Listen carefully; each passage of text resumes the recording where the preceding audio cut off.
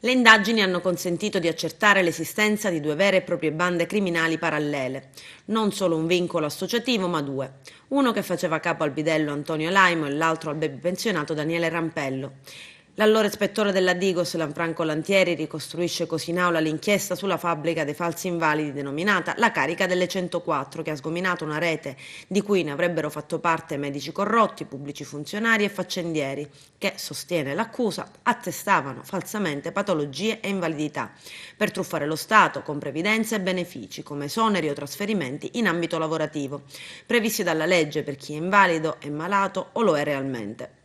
Il poliziotto della questura di Agrigento ha coordinato sul campo gran parte dell'attività investigativa dell'ufficio, che all'epoca era diretto da Carlo Mossuto, e rispondendo al PM Paolo Vetro ha iniziato la sua audizione, che non è neppure arrivata a metà e continuerà il prossimo 3 marzo. Toni molto accesi fra difesa, in particolare gli avvocati Antonino Gazziano e Raimondo Tripodo, e il magistrato della procura per la genericità delle domande e la difficoltà, secondo i legali, di poter esercitare il mandato difensivo. Contestata in particolare la lettura quasi integrale delle relazioni di servizio, che il codice non consente per i dibattimenti. Una polemica processuale continua che ha spezzettato parecchio l'udienza.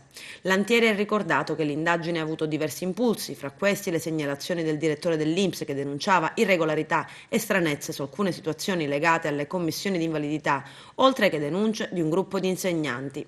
Una vera e propria associazione a delinquere, secondo il poliziotto che ha dato questa definizione in aula provocando la protesta della difesa.